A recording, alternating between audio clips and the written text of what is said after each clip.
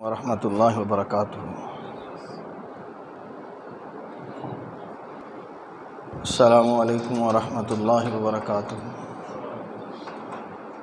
ان الحمد للہ نحمده ونستعینه ونستغفره ونؤمن به ونتوکل علیہ ونعوذ باللہ من شرور انفسنا ومن سیئات اعمالنا من يهده الله فلا مضل له ومن يضلله فلا هادي له وأشهد أن لا إله إلا الله وحده لا شريك له وأشهد أن محمدا عبده ورسوله أما بعد فإن خير الحديث كتاب الله وخير الهدي هدي محمد صلى الله عليه وسلم وشر الأمور محدثاتها وكل محدثة بدعة وكل بدعة ضلالة وكل ضلالة في النار۔ اللهم صل على محمد وعلى آل محمد كما صليت على إبراهيم وعلى آل إبراهيم إنك حميد مجيد۔ اللهم بارك على محمد وعلى آل محمد كما باركت على إبراهيم وعلى آل إبراهيم إنك حميد مجيد۔ رب اشرح لي صدري ويسر لي أمري واحلل عقدة من لساني يفقهوا قولي۔ رب زدني علما رب زدني علما۔ اعوذ باللہ من الشیطان الرجیم الذی خلق الموت والحیاة لیبلوکم ایکم احسن عملا۔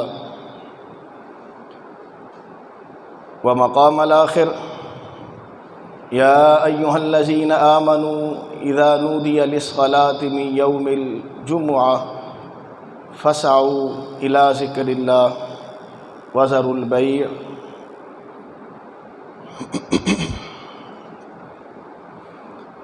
ہر قسم کی حمد و ثنا، تعریف، بزرگی، برتری اللہ تعالیٰ کی ذات اقدس کے لیے۔ درود و سلام سید الاولین والآخرین، امام الانبیاء و امام المرسلین حضرت محمد رسول اللہ صلی اللہ علیہ وآلہ وسلم کی ذات اقدس پر۔ اللہ تعالیٰ کا ہم سب پر احسان، اللہ تعالیٰ نے اسلام جیسی عظیم نعمت سے نوازا۔ دعا بھی کریں، کوشش بھی کریں، اللہ ہم سب کا خاتمہ اسی ایمان پر فرمائے۔ جمعۃ المبارک کے سلسلہ میں ہمارا موضوع چل رہا تھا، نبی علیہ الصلوۃ والسلام نے اس کو افضل الایام، تمام دنوں میں سے سب سے افضل ترین دن قرار دیا، حتیٰ کہ یوم الاضحیٰ اور یوم الفطر سے بھی اس کو زیادہ فوقیت دی گئی۔ اسی دن میں اللہ تعالیٰ نے یہ یوم الجمعہ، یہ جمعے کا جو دن ہے، ظہر کی نماز کا متبادل خطبہ جمعہ رکھا ہے۔ بعض کے خیال کے مطابق چونکہ ہم جمعے کے 2 فرض پڑھتے ہیں، 2 فرض کی کمی کی گئی ہے، تو اصل میں یہ جو 2 خطبتین ہیں، جو 2 خطبے دیے جاتے ہیں، شاید یہ اللہ تعالیٰ نے اسی کا متبادل رکھا ہوا۔ یہ جمعے کا خطبہ، جمعے کی تقریر، یہ جمعے کا درس سارے دن کا ایک قسم کا تتمہ ہے۔ جمعے کے دن کے جتنے فضائل ہیں،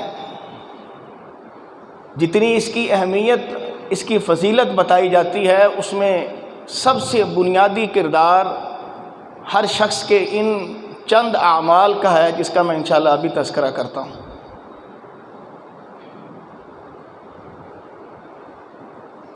جو سب سے پہلی فضیلت میں نے آپ کو بتلا دی تھی کہ اس دن ایک گھڑی ہے جس گھڑی میں اللہ تعالیٰ مختلف جانوروں کے اجر کا اعلان کیا ہے۔ پہلی گھڑی میں اونٹ کا اجر، دوسری گھڑی میں دوسرے کسی وقت میں، دوسرے کسی لمحے میں گائے، پھر بکری، پھر مرغی، پھر انڈے کا اجر، صدقہ۔ یہ مختلف اللہ تعالیٰ نے پیمانے رکھے۔ وہ اوقات، وہ وقت کیا ہے کسی کو کوئی خبر نہیں۔ اصل شوق ہے، جذبہ ہے، ولولہ ہے۔ اسی شوق اور جذبے کو دیکھ کر، اہمیت کو دیکھ کر اللہ تعالیٰ بندے کے اعمال کے مطابق اس کو اجر دے دیتے ہیں۔ میں نے آپ کو پہلے بھی کئی بار کہا، ہم روزانہ اللہ کی توفیق سے 5 نمازیں پڑھتے ہیں۔ 5 نمازوں میں اکثر مسلمان شریک ہیں، اور جو نماز میں شریک ہے سب کو ایک جیسا اجر نہیں ملتا۔ ہر بندے کے خشوع، اس کے خضوع، اس کا اہتمام، اس کا اخلاص، اس کی کوشش، اس کا اپنی دل سے آنا، خالص نماز ہی کے لیے آنا، کسی اور غرض کے لیے آنا، کسی اور مطلب کے لیے آنا، اللہ کو راضی کرنے کے لیے آنا، یہ ساری چیزیں معنی رکھتی ہیں، اس کی اہمیت ہے۔ اسی کی بنیاد پر اللہ تعالیٰ پھر بندے کو اجر دیتے ہیں۔ جمعہ بھی ایسے ہی ہے۔ جمعہ کے سلسلے میں یہ بات ہمیں رکھیے گا، نبی علیہ السلام کی 2 احادیث، ان 2 احادیث کے مطابق ہر شخص کو کوشش کرنی چاہیے کہ جمعہ کا دن نہائے ضرور، غسل ضرور کرے۔ مسند احمد کی روایت ہے کہ نبی علیہ السلام کے صحابہ کرام اتنے مالدار نہیں تھے، اونی لباس پہنتے تھے۔ وہ بقیہ لباس سے، بقیہ دھاگے سے ذرا موٹا ہوتا ہے، اس میں پسینہ بھی زیادہ آتا ہے۔ مسجد نبوی کی صحابہ کرام کہتے چھت بھی تھوڑی سی نیچی تھی، اور خطبہ کے لیے تمام کے تمام صحابہ کرام جتنے بھی کوشش کر سکتے تھے مسجد نبوی میں آتے تھے۔ رش زیادہ ہونے کی وجہ سے صحابہ کرام کا پرانا لباس اور پسینے والا لباس، لا محالہ پھر ہر آدمی کے پسینے کی علیحدہ ہی بدبو ہوتی ہے۔ مسجد نبوی میں ایک عجیب سی بدبو پھیل گئی، اور یہ بدبو بشمول محمد رسول اللہ صلی اللہ علیہ وآلہ وسلم تمام صحابہ نے محسوس کی۔ اس کی وجوہات تو یہی تھی کہ ان کے پاس اتنا کوئی خاطر خواہ لباس پہن کر نہیں آئے ہوئے تھے، اور وہی پرانا لباس پہن کر، روٹین والا جو لباس تھا، اسی لباس کے ساتھ وہ مسجد میں جمعے کے لیے آئے تھے۔ تب نبی علیہ السلام نے صحابہ کرام کو پھر پابند کیا، فرمایا ہر شخص کے لیے لازم ہے کہ وہ جمعے کے دن غسل ضرور کرے۔ بلکہ دوسری ایک روایت میں ہے کہ اپنے سر کو دھوئے۔ اکثر لوگ اگر نہیں نہاتے تھے، یا نہاتے ہیں یا نہیں نہاتے، وہ کم از کم جمعے کے دن جب کسی بھی مسجد میں جمعہ پڑھنے کے لیے جائیں تو وہ یہ اہتمام ضرور کریں، جس کا اہتمام نبی علیہ السلام نے صحابہ کرام کو کروایا کہ ہر صحابی پر لازم تھا وہ غسل کر کے آتا۔ حضرت عمر فاروق رضی اللہ تعالیٰ عنہ کے دور میں آپ خطبہ دے رہے تھے، ایک صحابی لیٹ آئے، پوچھے کیا ہوا، لیٹ کیوں آئے؟ خود ہی بتا دیا، کہا جی اذان کی خبر نہیں ہوئی، کاروبار میں مصروف رہا، جب محسوس ہوا کہ لیٹ ہو رہا ہوں فوری بھاگا ہوں، وضو کیا ہے اور مسجد نبوی میں آ گیا۔ کہا وضو کیا، غسل نہیں کر کے آئے؟ کہا نہیں حضور ٹائم تھوڑا تھا۔ کہا تمہیں اللہ کے نبی کی حدیث کی خبر نہیں ہے کہ ہم پر پابند کیا ہوا تھا، لازم کیا ہوا تھا جمعے کے دن غسل ضرور کرنا ہے، اور تم خود ہی کہہ رہے ہو کہ میں صرف وقت کی کمی کی وجہ سے وضو کر کے آ گیا ہوں۔ ان کو ڈانٹا، ان کی غلطی کا ان کو احساس دلایا۔ بعض احادیث میں نبی علیہ السلام نے وضو کا حکم دیا ہے۔ ان 2 احادیث سے پتہ چلتا ہے کہ غسل فرض نہیں ہے، کہ اگر کوئی شخص غسل نہیں کرتا تو وہ گنہگار ہے۔ فرض یہ ہوتا ہے اگر ایک آدمی وہ کام نہیں کرتا تو اس کے ذمہ گناہ ہے، گویا گناہ نہیں ہے، استحباب ہے، مستحب ہے، اچھا نہیں ہے، بہت اچھا کام ہے کہ ہر شخص کو چاہیے مسجد میں آنے سے پہلے غسل ضرور کرے۔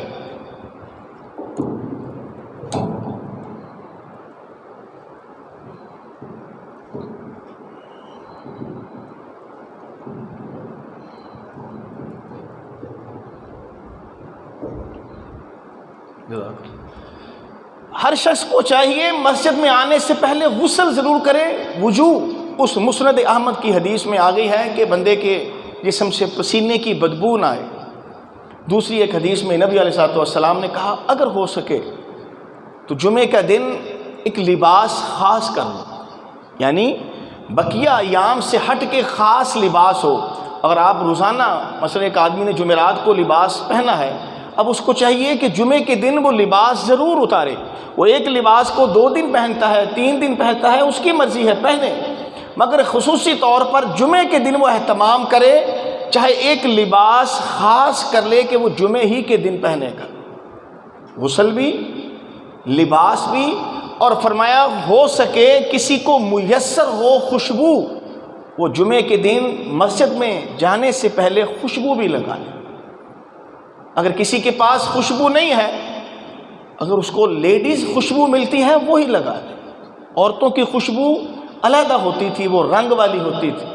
تو جمعے کے دن آپ اندازہ لگائیں، اہتمام کی خاطر نبی علیہ السلام نے مرد کو عورت کی خوشبو کا بھی استعمال کا مشورہ یا اجازت دے دی کہ خوشبو استعمال کرنی ہے، جسم سے بدبو نہ آئے، تاکہ جہاں وہ جس مسجد میں وہ صحابی جائیں، مسلمان جائیں، وہ ماحول معطر رہے. کیوں؟ 10 15 20 آدھا گھنٹہ 1 گھنٹہ جتنی دیر بھی اس مسجد میں ایک ماحول لوگوں کا ہونا ہے، لوگوں نے بیٹھ کے مسائل سننے ہیں، تو یہ نہ ہو کہ لوگ بیچارے تکلیف سے بیٹھے ہوں، ایک دوسرے سے بدبو آتی ہو، ایک دوسرے کے ساتھ اس بیچارے کے دل میں کوئی نفرت کا پہلو آتا ہو، وہ اٹھے اور اپنی جگہ بدلے یا کہیں اور جائے. تو اس سے بہتر ہے ہر شخص جمعے کے دن ان باتوں کا اہتمام کرے. نہائے، صاف ستھرا لباس پہنے، خوشبو لگائے، اگر ہو سکے پیدل مسجد میں آئے. میں نے آپ کو صاحب کا خطبے میں بتلایا تھا، اس کا مطلب یہ نہیں ہے کہ اگر کسی کی رہائش دور ہے تو وہ اس حدیث کو یہ سمجھ کر کہ ہاں پیدل آنا ہے، وہ بیچارہ مسجد کے لیے آئے تو پھر خطبے کے لیے نہ پہنچ سکے، یا اس قسم کے موسم میں آئے تو اس بیچارے کی اپنی حالت غیر ہو جائے. ایسے نہیں ہے. اگر ممکن ہو تو پیدل آئے، امام کے قریب ترین بیٹھے. ناراض نہ ہوئیے گا، بعض لوگ موسم کی وجہ سے، سردیوں میں آپ دیکھتے ہیں کہ سردیوں میں اندر تھوڑی سی سردی ہوتی ہے، باہر تھوڑی سی گرمی ہوتی ہے، دھوپ کی وجہ سے لوگ پھر اندر کی بجائے باہر دھوپ میں بیٹھنا پسند کرتے ہیں، اجر ضائع کرتے ہیں. نبی علیہ السلام کا حکم ہے، مشورہ ہے، نصیحت ہے کہ قریب ترین امام کے بیٹھنا ہے. اور آپ بھی چیک کر کے دیکھ لیں، ایک آدمی، ایک اسٹوڈنٹ، ایک طالب علم ٹیچر کے جتنا قریب بیٹھا ہوگا اس کی بھی توجہ استاد کی طرف اتنی ہوگی اور استاد کی بھی اتنی ہوگی. ایک طالب علم، ایک اسٹوڈنٹ یا ایک درس تقریر سننے والا مقرر سے جتنی دور ہوگا اس کا اہتمام بھی اتنا نہیں ہوگا، خشوع خضوع بھی اتنا نہیں ہوگا، توجہ بھی اتنی نہیں ہوگی. کیوں؟ اس کو احساس ہے میں دور، میں کوئی حرکت کر لیتا ہوں، میں کوئی سکنت کر لیتا ہوں، میں کسی سے موبائل پر گفتگو کر لیتا ہوں، میں کسی سے اشارے کنائے میں بات کر لیتا ہوں، اس کے پاس کوئی بیٹھ جاتا ہے، اس سے کوئی بات کر، بڑا فرق ہے. اب یہ جو آپ بیٹھے ہیں، اگر ایک شخص کو باہر بیٹھا ہے، اب باہر وہ جو مرضی کرتا رہے، ہمیں اس کا احساس نہیں ہوتا. آپ جو اندر بیٹھے ہیں یا جتنے قریب بیٹھے ہیں، اگر کوئی شخص تھوڑا سا بھی اونچا بولتا ہے اس کی آواز اونچی محسوس ہوتی ہے. خطیب کی آواز سے اس کی جب آواز اونچی ہوگی، ہر بندے کی نظر، بلکہ ہر بندے کی گھوری اس آدمی کے اوپر پڑے گی، اونچی بول رہے ہو. امام کے قریب ترین بیٹھے. دوسری حدیث میں ہے کہ جب مسجد میں آئے، جتنی آسانی ہو، جتنا میسر ہو، وہ نماز پڑھے. یہاں مسئلہ بھی سمجھ لیجئے گا کہ آپ جمعہ کا دن مسجد میں آئے ہیں، امام ابھی ممبر پر نہیں بیٹھا، امام ابھی ممبر پر نہیں بیٹھا، تو آپ نے کم از کم، دوسری جو حدیث آگے آئے گی، نبی علیہ السلام نے ایک صحابی مسجد میں آئے، آپ نے ان سے پوچھا آپ نے تحیت المسجد پڑھی، 2 رکعات پڑھی ہیں؟ انہوں نے کہا جی. میں اٹھو پہلے 2 رکعات پڑھو. یہ مسجد کا حق ہے. اب یہ ذہن میں رکھیے، آپ دوران خطبہ آ رہے، آپ خطبے سے پہلے آ رہے، کم از کم 2 رکعات ہر شخص کے لیے لازم ہے کہ مسجد کے لیے پڑھے، جس کو ہم تحیۃ المسجد کہتے ہیں۔ ہر بھائی کے لیے، ہر مرد ہر عورت کے لیے لازم ہے کہ 2 رکعات کم از کم ہے۔ ہاں وہ خطبہ شروع ہونے سے پہلے آیا ہے، کم از کم 2 ہیں، 4 6 8 10 12 18 14 20 جتنی آسانی ہے، جتنا پڑھنا چاہتا ہے پڑھ لے۔ حدیث میں کوئی تعداد ہمیں نظر نہیں آتی، اس کو کھلا اختیار دیا ہے، مگر اس وقت تک جب تک امام خطیب ممبر پر نہیں آیا، اس سے پہلے آپ کم از کم 2، زیادہ کی کوئی حد ہمیں شریعت نہیں بتلاتی۔ خطبہ شروع ہو گیا ہے، آپ تب مسجد میں آئے ہیں، آپ نے اپنا اجر جو میں نے آپ کو صاحب کا خطبے میں بتلایا تھا کہ اس پیمانے میں، اس رجسٹر میں، ان فرشتوں کے پاس موجودگی میں جو اللہ کے پاس جانا ہے کہ اس کو گائے کا، اونٹ کا، بکری کا کون سا اجر ملنا ہے، آپ اس سے محروم ہو گئے اگر آپ دوران خطبہ مسجد میں آئے۔ اگر آپ دوران خطبہ آتے ہیں تو پھر بھی آپ بیٹھ نہیں سکتے، فرمایا ہلکی، بہت ہلکی 2 رکعات کم از کم یہ بھی پڑھے گا تحیۃ المسجد کی، اس کے بغیر نہیں بیٹھے گا۔ ایک بھائی لیٹ آیا ہے مسجد میں، خطبہ شروع ہے اور آتے ہی آ کے بیٹھ گیا، غلط، وہ کم از کم 2 رکعات پڑھے۔ پھر آپ نے کہا کہ وہ مسجد میں آ گیا ہے، قریب ترین بیٹھ گیا ہے، اب کوئی لغو حرکت نہ کرے۔ لغو حرکت اس کا بڑا وسیع مفہوم ہے۔ لغو حرکت کیا ہے؟ آپ کا موبائل آن ہے، یہ لغو حرکت ہے۔ آپ کے موبائل پر وائبریشن ہو رہی ہے، لغو حرکت ہے۔ آپ کے موبائل کی گھنٹی بج رہی ہے، لغو حرکت ہے، چاہے تلاوت ہی ہو رہی ہے۔ بعض لوگ یہ سمجھتے ہیں کہ اگر ہم نے موبائل پر تلاوت لگائی ہے، پیچھے سے کوئی کال آ رہی ہے تو کال کی گھنٹی کی بجائے، موسیقی کی بجائے ہم نے تلاوت لگائی ہے تو شاید یہ جائز ہے، وہ بھی جائز نہیں ہے۔ اس سے تو بالاولیٰ بچنا چاہیے کہ خدا نہ خواستہ آپ واش روم میں بیٹھے ہیں تو کسی نے فون کر دیا تو الرحمن، علم القرآن اور اس قسم کی جو آپ آیات یا صورتیں لگا لیتے ہیں، وہ تو واش روم میں تلاوت شروع ہو جائے گی۔ اس لیے یہ کوئی جواز نہیں ہے کہ کسی نے کوئی اچھی چیز لگائی ہے تو وہ دوران خطبہ اگر بج جاتی ہے، آواز آ جاتی ہے تو جائز ہے، وہ بھی غلط ہے، لغو حرکت ہے، جائز نہیں ہے۔ آپ کسی کے ساتھ باتیں کر رہے ہیں، کسی کے ساتھ کسی بھی قسم کی جتنی مرضی اہم ترین گفتگو ہو، آپ کسی کے ساتھ گفتگو کر رہے ہیں، جائز نہیں۔ حتیٰ کہ حدیث میں ہے کہ ایک شخص بول رہا ہے، چاہے بچہ ہے چاہے بڑا ہے، کسی نے اس کو کہا اس کو چپ کر، خاموش ہو، فرمایا ھذا لغو، یہ بھی لغو ہے، اس نے بھی غلط کام کیا، تجھے کس نے کہا بول؟ اگر ایک شخص بول رہا ہے، اونچی اونچی شور کر رہا ہے، کسی کو حق نہیں ہے اس کو پھر بھی کہنے کا بھائی تو چپ کر، ہاں آپ اس کو اشارہ کر سکتے ہیں۔ عمر فاروق رضی اللہ تعالی عنہ کی وہ حدیث، مسجد نبوی میں ایک آدمی آیا اور اونچی اونچی بول رہا ہے، خلیفہ ثانی نے چھوٹا سا پتھر لیا اور چھوٹا سا پتھر لے کر اس کو مارا، وہ پتھر اس کو لگا، جب اس کو لگا اس کو اشارہ کیا ادھر آؤ، وہ آ گیا پاس، کہاں سے آئے ہو؟ تو مدینے کے نہیں لگتے، باہر کے لگتے ہو۔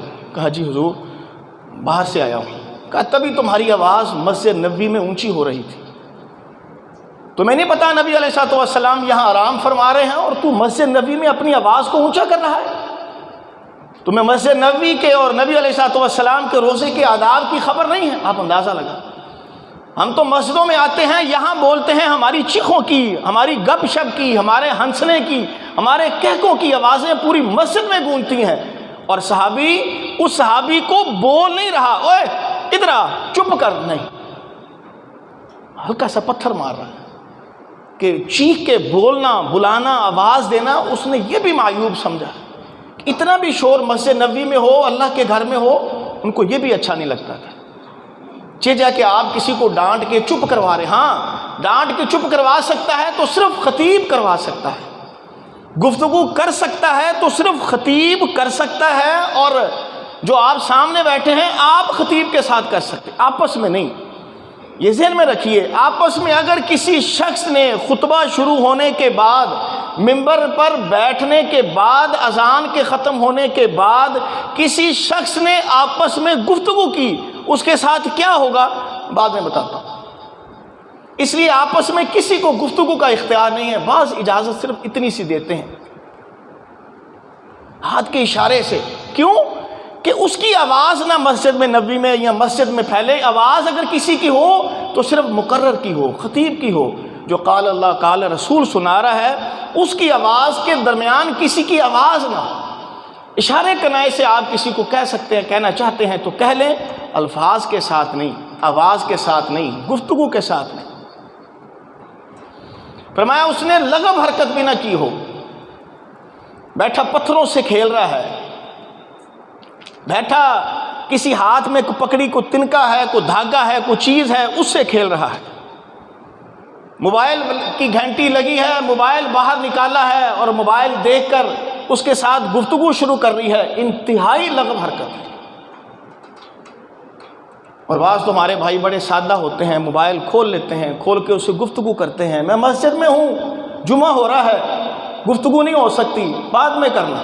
گفتگو کر بھی رہا ہے, سب کو پتہ چل گیا ہے اس کی گھنٹی کی آواز آئی ہے, اب یہ گفتگو کر رہا ہے اور اس کو بتلا رہا ہے مسجد میں گفتگو نہیں ہونی چاہیے, وہ کر بھی رہا ہے.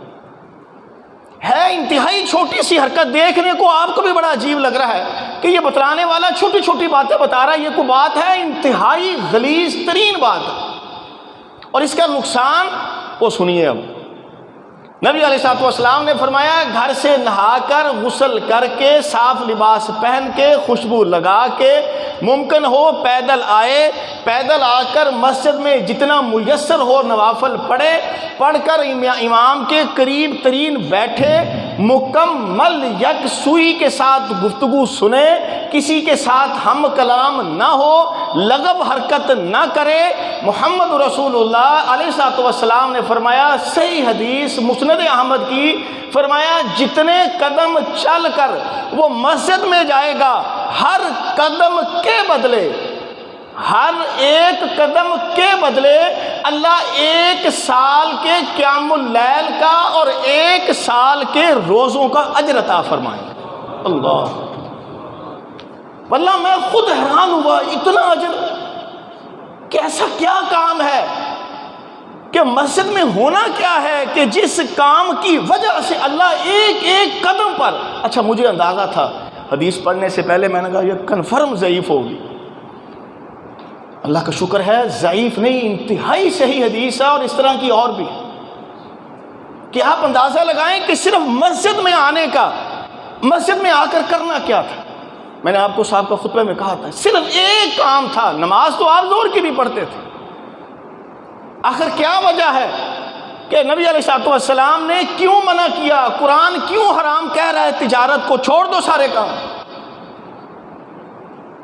سارے کام چھوڑ دو, آؤ مسجد کی طرف. جمعے کی نماز پڑھنے, حلفاً کہتا ہوں قطعی طور پر جمعے کی نماز نہیں ہے, جتنی میں نے آپ کو باتیں بتلائی ہیں اس کی فضیلت ہے, اور اس میں سے کسی شخص نے ایک چیز کو بھی چھوڑ دیا, سارے ثواب اجر سے محروم ہو گیا بیچارہ. ہلکی سی کو لغو حرکت کی, سارا اجر ضائع. اجر کیا تھا؟ ایک ایک قدم کے بدلے. مثال دیتا ہوں, ایک شخص مسجد میں آیا, اس کے قدم 1000 بنے. ایک قدم آپ نے اٹھایا, دایاں پاؤں اٹھایا, یہ ایک قدم ہوتا ہے, دوسرا بایاں اٹھایا, یہ دوسرا قدم. ایک ایک قدم کے بدلے ہم کہتے ہیں اگر مثال کے طور پر اس نے 1000 قدم اٹھائے تو گویا ہر جمعے کو اللہ اس کو 1000 سال کے روزے, 1000 سال کے قیام کا اجر عطا فرمائیں گے, اس کے کھاتے میں لکھا جائے گا. دن کا نہیں, ایک دن کا اجر, ایک رات کا اجر, ایک روزے کا اجر نہیں, سال ہے, ایک ایک سال کا اللہ اجر دے رہے. ناراض نہ ہوئیے گا, اب چیک کیجئے, اس کو پانے میں ہم شاید اکثر محروم ہیں. اگر نہیں ہے الحمدللہ, اگر تھوڑی بہت کمی ہے اس کو دور کر لیں. اس لیے کہ ہم نے ذہن تو یہ بنایا ہے کہ جب تقریر ختم ہو صرف نماز پڑھنی ہے, نماز کے ساتھ شریک ہونا ہے. یہ جمعہ ہی نہیں ہے, یہ جمعہ ہی نہیں ہے. جب جمعے کی آواز اذان کی آواز آ جائے, اذان کی آواز کسی کے کان میں پڑ گئی ہے اب وہ اپنے گاہک کو ڈیل کر رہا ہے، اپنے بچوں کو، بیوی کو، ماں کو، باپ کو، کسی نہ کسی اپنے دنیاوی مقصد میں لگا ہے، تو شریعت اس سارے کے سارے امور کو اس وقت تک حرام کہتی رہتی ہے جب تک وہ کچھ شرعی عذر نہ ہو۔ ڈاکٹر ہے، اس بیچارے نے آپریشن کرنا ہے، کوئی سیریس مریض ہے، ایمرجنسی ہو، ٹھیک ہے کوئی بات، کرے آپریشن۔ مریض ہے نہیں آ سکتا، کوئی بات ٹھیک ہے گھر میں بیٹھا رہے۔ یعنی جس کو آپ شرعی عذر کہہ سکتے ہیں، ایسا عذر ہے تب تو ٹھیک ہے، اگر نہیں تو آپ اندازہ لگائیے اس نے اپنے سارے اجر کو ضائع کر دیا۔ نبی علیہ السلام خطبہ دے رہے تھے، ایک صحابی مسجد میں آئے، کہا حضور وہیں سے مسجد کے دروازے سے ہی اونچی اونچی بولنا شروع۔ میں نے آپ کو کہا یہ بھی دلیل ہے اسی حدیث کی کہ مقرر اور سامعین یہ آپس میں گفتگو کر سکتے ہیں، سامعین آپس میں گفتگو نہیں کر سکتے۔ اس نے وہیں سے پکارنا، یا رسول اللہ مارے گئے، حالات خراب ہو گئے، قحط سالی ہو گئی، فصلیں تباہ ہو گئیں، پانی پینے کو نہیں ہے، فصلوں کے لیے اونچی اونچی بولنا شروع کیا۔ اللہ کے نبی اللہ سے دعا کیجیے اللہ بارش کرے۔ نبی علیہ السلام نے ہاتھ اٹھائے، اللہ سے دعا کی، خطبہ وہیں روک دیا، اپنی تقریر کو، خطبے کو وہیں روکا۔ اس بھائی کی گفتگو سنی، صحابی کی گفتگو سن کر آپ نے اس کی بات کو مانا، فوری طور پر ہاتھ اٹھائے، بارش کے لیے دعا کی۔ اپنی گفتگو جو کر رہے تھے آپ دوبارہ گفتگو شروع کریں۔ صحابہ کہتے ہیں کہ دوران خطبے ہمیں محسوس ہونا شروع ہو گیا کہ باہر اندھیرا ہو رہا ہے۔ اندھیرا سمجھتے ہیں نا، کیوں ہوتا ہے؟ بدلی آ رہی ہے۔ دوران خطبہ ہی ہمیں محسوس ہونا شروع ہو گیا۔ کہتے ہیں نبی علیہ السلام نے اپنی تقریر ختم کی ہے، نماز پڑھائی ہے، نماز پڑھائی، موسلا دھار بارش شروع ہو گئی۔ بارش ہوتے ہی اب صحابہ کرام جیسے آپ اور میں کرتے ہیں، بارش ہو، ابھی بارش شروع ہو، ہر آدمی بارش سے بھاگتا بھاگتا اپنے آپ کو بچاتا گیلا نہ ہو، کپڑے خراب نہ ہو، تو اپنے گھر کی طرف بھاگتا ہے۔ تو نبی علیہ السلام نے جب دیکھا بارش ہو رہی ہے اور بارش میں صحابہ کرام بھاگتے جا رہے ہیں بارش سے بچنے کے لیے، آپ مسکرائے کہ ان کی حالت دیکھو، ابھی مجھے بارش کی سفارشیں کرنے تھے، اللہ سے کرو، میں نے سفارش کر دی ہے، اللہ نے بارش کر دی ہے، اب بارش سے بھاگ رہے ہیں۔ بڑی اللہ نے بارش کی، اللہ نے بڑی بارش کی، پورا ہفتہ مسلسل وقفے سے بارش رہی۔ صحابی کہتے ہیں مجھے نہیں پتا وہی یا کوئی اور۔ اگلے جمعے پھر ایک آدمی کھڑا ہوا، یا رسول اللہ خدا کا واسطہ اللہ سے دعا کیجئے، وہ بارشوں نے تمہارے گھر گرا دیے، بارشوں نے تو ہمیں بڑا نقصان کر دیا، اللہ سے دعا کیجئے اللہ اس بارش کو روکے۔ صحابی کہتے ہیں اللہ کے نبی نے پھر تقریر کو روکا، ہاتھ اٹھائے، اللہ سے دعا کی، یا اللہ اس بارش کو روکنا نہیں، اس بارش کو شہر کی بجائے دائیں بائیں برسانا شروع کر دے۔ صحابہ کہتے ہیں ہم نے خود محسوس کیا وہ بادل اب دائیں بائیں جا رہے تھے اور دائیں بائیں بارش ہوتی ہم دیکھ رہے تھے۔ مدینہ منورہ میں شہر میں بارش نہیں ہو رہی تھی، دائیں بائیں بارش ہو رہی تھی۔ نبی علیہ السلام کی حدیث میں آپ نے فرمایا جمعے کے دن ایک ایسی گھڑی ہے، بندہ جو مانگ لے اللہ ضرور دیتا ہے، اس میں کوئی شرط نہیں ہے، کوئی شرط نہیں ہے کیا چیز مانگے، وہ تو کنفرم ہے کہ حلال چیز مانگے، جائز چیز مانگے۔ فرمایا وہ جو مانگے گا اللہ اس کو ضرور دے گا۔ اس حدیث کی بنیاد پر بعض کہتے ہیں کہ شاید یہ خطبے کے دوران ہی گھڑی ہے کہ اللہ کے نبی نے دعا کی تو فوری مان لی گئی، بعض کہتے ہیں کہ نہیں، وہ عصر سے لے کر مغرب تک کوئی گھڑی ہے۔ کون سی ہے؟ مثلا آپ اگر 4:15 4:30 نماز پڑھتے ہیں، یا میرا خیال 3:45 4 بجے میرا خیال نماز کا ٹائم شروع ہو جاتا ہے عصر کا، تو 4 بجے سے لے کر تقریباً 7:10 یا 7:15 کہہ لیں، یہ 7:15 تک جتنا ٹائم ہے، اس ٹائم میں کون سا منٹ ہے، کون سا سیکنڈ ہے، کون سا گھنٹہ ہے، واللہ عالم۔ مگر صحابی کہتے ہیں میں نے نبی علیہ السلام سے سنا وہ عصر اور مغرب کے درمیان گھڑی ہے، بندہ زبان سے جو نکالے اللہ ضرور پوری کرتا ہے۔ وہ جمعے کے دن ہے، اس گھڑی سے بھی فائدہ اٹھائیں تو اس گھڑی میں آپ کی کوئی ایسی دعا رد نہ ہو۔ جمعے کے دن نبی علیہ السلام نے کثرت سے درود ابراہیمی پڑھنے کا حکم دیا۔ کوشش کیا کریں جمعرات کی رات جو کل رات گزری ہے، مغرب سے لے کر آج مغرب سے پہلے تک مسلسل کثرت سے، بلا شک بقیہ اذکار روٹین جو ہے چھوڑنا چاہیں تو چھوڑ دیں، کثرت سے اس دن اور رات میں جتنی بار جتنا زیادہ سے زیادہ درود ابراہیمی پڑھ سکیں آپ اس کو پڑھیں۔ سورہ کہف نبی علیہ الصلوۃ والسلام نے حکم دیا پڑھا کرو، اللہ تعالیٰ اس کے پڑھنے سے دجال کے فتنے سے تمہیں محفوظ فرمائے گا۔ جمعے کے دن اس کا بھی پڑھنا فضیلت والا ہے، وہ بھی اسی طرح ہے، مغرب سے لے کر آج مغرب سے پہلے تک جب تک مرضی آپ اس کو پڑھ لیں۔ ایک حدیث میں ہے فرمایا جو سورہ کہف پڑھتا ہے اللہ اس ہفتے سے لے کر اس ہفتے تک اس کے لیے ایک نور مقرر کر دیتا ہے، اس کے لیے وہ نور ایک قسم کی رہنمائی کرتا رہتا ہے۔ میں نے آپ کو جو حدیث پہلے سنائی تھی وہ سارے کام کرنے کے بعد دوسری حدیث میں ہے فرمایا جو شخص یہ سارے کام کرے، غسل کر کے آئے، پیدل آئے، خوشبو وہ سارا آپ کو میں نے بتلایا، مسجد میں آئے، خطبہ سنے، خطبہ سننے کے بعد جب وہ گھر جاتا ہے اللہ اس کے 10 دنوں کے گناہوں کو معاف فرما دیتے ہیں۔ ایک حدیث میں 7 دن ہے اور ایک حدیث میں 10 ایام 10 دن ہے، اللہ 10 دنوں کے گناہوں کو معاف فرما دیتے ہیں۔ شرط اس میں چھوٹی سی یہ رکھی ہے کہ وہ شخص کوشش کرے ان 7 دنوں میں کبیرہ گناہوں سے بچے، بڑے گناہوں سے، اللہ کی نافرمانی والے جو کبیرہ بڑے بڑے گناہ ہیں ان گناہوں سے اپنے آپ کو بچا کے رکھے تو اللہ تعالیٰ اس کو 7 اور دوسری حدیث میں 10 دن کے گناہ اس بندے کے معاف ہوتے ہیں۔ میں بار بار کہہ رہا ہوں کیوں؟ صرف تقریر کی وجہ سے، صرف خطبہ سننے اور کچھ بھی نہیں ہے۔ کسی حدیث میں نہیں ہے کہ جس نے جمعے کی نماز پڑھی اس کو یہ فضائل ہیں، تو یہ فضائل صرف اس کو ہیں جو خطبہ شروع ہونے سے پہلے آیا ہے اور اہتمام سے بیٹھ کر اس نے سنا۔ نبی علیہ الصلوۃ والسلام 2 خطبے دیا کرتے، صحابہ کہتے کہ نبی علیہ الصلوۃ والسلام خطبہ کرتے، تقریر کرتے، خطبہ، تقریر، درس، گفتگو یہ ایک ہی لفظ ہے سارے۔ آپ ایک خطبہ دیتے، خطبہ دینے کے بعد آپ بیٹھ جاتے، جیسے میں آپ کو دیکھتے ہیں میں بیٹھتا ہوں، بیٹھ کے اللہ کے نبی پھر اٹھتے، اٹھ کر آپ دوبارہ پھر خطبہ دیتے، پچھلی گفتگو کے ساتھ منسلک کو بات کرنی ہوتی تو آپ دوبارہ وہی گفتگو کرتے، ورنہ اللہ تعالیٰ کی حمد بیان کرتے، حمد بیان کر کے یہ 2 خطبتین 2 خطبے دیتے۔ 2 خطبے دینے کے بعد نبی علیہ الصلوۃ والسلام 2 فرض پڑھاتے، جس طرح آپ عید الفطر اور عید الاضحیٰ کے 2 فرض پڑھاتے اسی طرح آپ جمعے کے 2 فرض پڑھاتے۔ جمعے کی نماز کے بعد نبی علیہ الصلوۃ والسلام نے صحابہ کو حکم دیا ہوا تھا 4 رکعات پڑھا کرو، مسجد میں پڑھنی ہے، جس کو آپ سنتیں کہہ سکتے ہیں، 4 رکعات پڑھنی چاہیے۔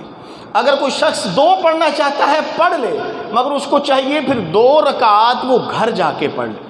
بعض کہتے ہیں کہ نہیں اگر وہ نہیں پڑھتا تو وہ گھر جا کے 2 پڑھ لے، یہ بھی ٹھیک ہے، یعنی کم از کم 2 اور زیادہ سے زیادہ 4 رکعات سنت آپ اس کو کہہ سکتے ہیں جو جمعے سے منسلک ہے، جمعے کی نماز کا جس کے ساتھ تعلق ہے۔ گویا خطبے کے شروع ہونے سے پہلے آئیں کم از کم 2، زیادہ کی کوئی حد نہیں، دوران خطبہ آئیں کم از کم 2، پھر 2 فرض امام کے ساتھ، پھر سلام پھیرنے کے بعد 2 کر کے 4 یا اکٹھے 4 یا صرف 2 یا 2 یہاں 2 گھر جا کے پڑھ لیں، یہ سنت طریقہ ہے۔ اللہ مجھے اور آپ کو عمل کی توفیق عطا فرمائے۔ وما علینا الا البلاغ۔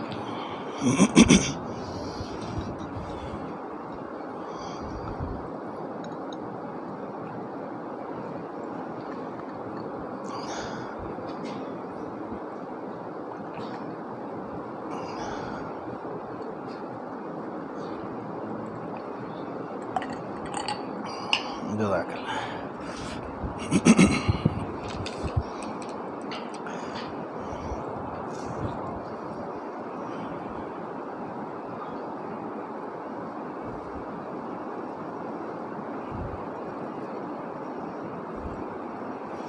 صرف 5 منٹ مجھے اور دے دیجیے بس، تاکہ ہمارا یہ جمعے کا موضوع ختم ہو۔ کافی دنوں سے 3 ہفتے ہو گئے یہ موضوع چل رہا ہے۔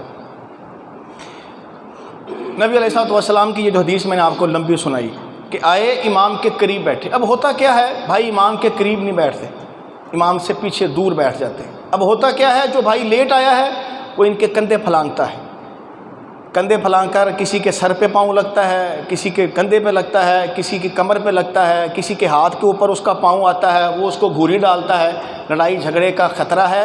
نبی علیہ الصلوۃ والسلام نے سختی سے منع کیا۔ ایک صحابی آئے ایسے ہی کندھے پھلانگ کر، جیسے بعض لوگوں کو ہوتا ہے کندھے پھلانگ کر آگے آئے، آپ نے روکا اجلس، کیا کر رہا ہے؟ فقط آزائی تھا، لوگوں کو تکلیف دے رہا ہے، اور تکلیف بھی دے رہا ہے اور فقط آ نہیں تھا، آیا بھی تو لیٹ ہے۔ ایک تو لیٹ آیا ہے، اوپر سے لوگوں کے کندھے پھلانگ کر پیچھے بیٹھو جا کے، حق ہے لیٹ آنے والے کا کیا تک بنتا ہے، کندھے پھلانگ پھلانگ کر وہ آگے آتا ہے، پیچھے بیٹھے اب. مگر اب وہ آگے جو آ رہا ہے بعض مرتبہ پہلے آنے والوں کا قصور ہوتا ہے. پہلے آنے والے باہر ہی بیٹھ جاتے ہیں، پیچھے بیٹھ جاتے ہیں، خلا ہوتا ہے، جگہ ہوتی ہے، وہ باہر سے دیکھتا ہاں جگہ ہے چلو اسی لیے بیٹھیے جاتے. موقع تو ہم اس کو دے رہے ہیں غلط کام کرنے کا، اپنے سروں پہ ٹانگیں لگوانے کا اور اس حدیث کی مخالفت کروانے کا ہم اس کو موقع دیتے ہیں. حدیث نے تو کہہ دیا صاف ستھرے خوشبو لگا کے آؤ، پاس پاس بیٹھو گے بدبو نہیں آئے گی. غرض تو یہی تھا کہ خلا نہ ہو، جگہ نہ ہو، سب مل کے بیٹھے، پاس پاس ہو کے بیٹھیں، جگہ کوئی نہ ہو. اس لیے کوشش کریں سارے بھائی امام کے قریب، جہاں بھی جمعہ پڑھتے ہیں امام کے قریب ترین ہو کر بیٹھا کریں. آپ مسجد میں آئے ہیں، آپ کی کوئی خاص جگہ تھی، وہاں کوئی شخص آ کے بیٹھا، اٹھو یہاں سے. کیوں؟ تیرے باپ کی جگہ ہے؟ نہیں میں مسجد کا صدر ہوں، مسجد کا خادم ہوں. بھائی مسجد کی جگہ دنیا میں یہ ضابطہ ذہن میں رکھیے، مسجد ایک ایسی جگہ ہے جہاں سے کوئی کسی کو اٹھا ہی نہیں سکتا. ایک شخص کئی سال ہو گئے امام کے پیچھے کھڑا نماز پڑھ رہا ہے، آپ یہ سمجھتے ہو یار یہ میں جب دیکھتا ہوں امام کے پیچھے ہی پڑھتا ہے، وہ پھر بھی جگہ اس کی نہیں ہے. اس سے پہلے کوئی شخص آ کر وہاں کھڑا ہو گیا، وہ حق رکھتا ہے. یہ تو ہم جہالت میں، شوخی میں اور پتہ نہیں کس چیز میں آ کے کہتے ہیں میں روز یہاں بیٹھتا ہوں، اٹھ یہاں سے. غلط ہے. نہ آپ کسی بڑے کو اٹھا سکتے ہیں، نہ آپ کسی بچے کو اٹھا سکتے ہیں. دوران خطبہ تو ویسے ہی نہیں اٹھا سکتے. میں تو عمومی آپ کو بتا رہا ہوں کہ مسجد میں کسی کو اٹھا ہی نہیں سکتے. اللہ کے نبی نے سختی سے منع کیا ہے، کسی کو کوئی حق نہیں ہے مسجد میں بیٹھے ہوئے کسی شخص کو اٹھائے، اٹھو میں نے یہاں بیٹھنا ہے. یہ غلط ہے. ہاں وہ مسجد میں آیا ہے، مسجد میں آ کے بیٹھا ہے، خطبہ سن رہا ہے، اس کو اونگ آ گئی ہے، اس کو نیند آ گئی ہے. یار یہ دونوں کندھے ذرا جوڑ کے بیٹھنا، پتہ کیسے بیٹھتے ہیں؟ نہیں وہ جو منع ہے، نہیں نیچے، ہاں ادھر آئیں ایسے. نبی علیہ الصلوۃ والسلام نے اس انداز سے، یہ بھائی جیسے بیٹھتے ہیں ایسے، اس انداز سے بیٹھ کر خطبہ سننا، تقریر سننی منع کیا ہے. جزاک اللہ. کیوں؟ اس سے نیند آنے کا خطرہ ہے. اس کے علاوہ بھی کوئی شخص بیٹھا تھا، اس کو نیند آ گئی، اب شریعت اس کو کیا حکم دے رہی ہے؟ فرمایا وہ وہاں سے اٹھے، جگہ بدل لے، اس کی نیند اڑ جائے گی، اس کی نیند ختم ہو جائے گی. میں بار بار کہہ رہا ہوں کہ آپ ان ساری حدیث کو دیکھیں، مقصد کیا ہے؟ تقریر دھیان سے سنیں، خطبہ دھیان سے سنیں، قال اللہ قال رسول توجہ سے سنیں. نیند آ رہی ہے، جگہ بدل. اگر کسی کو کوئی جگہ چاہیے، ایسی کوئی نیند والا مسئلہ بن گیا ہے اور جگہ کم ہے، تو فرمایا وہاں سے کسی کو اٹھائے نہیں، اٹھو، اس کے کان میں جا کے کہو تفسحوا، بھائی تھوڑی سی جگہ دے دیں. لڑائی نہیں کرنی، جھگڑا نہیں کرنا، اس کو صرف تھوڑی سی نصیحت کرنی ہے، بھائی تھوڑی سی ذرا وسعت کرو، تھوڑی سی مجھے جگہ بنا دو. ہوتا ہے بعض مرتبہ دو چار بھائی بیٹھے ہیں، ذرا چونکڑی لگا کے کھلے کھلے ہو کے بیٹھتے ہیں، اور اگر تھوڑی سی کوشش کریں تو ایک آدھ بھائی کی جگہ بن سکتی ہے. تو فرمایا اس کو جا کے کہہ سکتے ہو کہ تھوڑی سی جگہ بناؤ. تو اس کو بھی گھوری نہیں ڈالنی چاہیے، بات جو آئے تو میں نے کہی جانا جگہ بنا، جگہ مطلب بنا دینی چاہیے. ایک مسئلہ یہ تھا. بس باقی یہی ہے. جزاک اللہ، میں نے آپ کا ٹائم زیادہ لیا. ان الحمد للہ نحمدہ ونستعینہ ونستغفرہ ونؤمن بہ ونتوکل علیہ ونعوذ باللہ من شرور انفسنا ومن سیئات اعمالنا من یہدہ اللہ فلا مضل لہ ومن یضللہ فلا ہادی لہ واشہد ان لا الہ الا اللہ وحدہ لا شریک لہ واشہد ان محمدا عبدہ ورسولہ.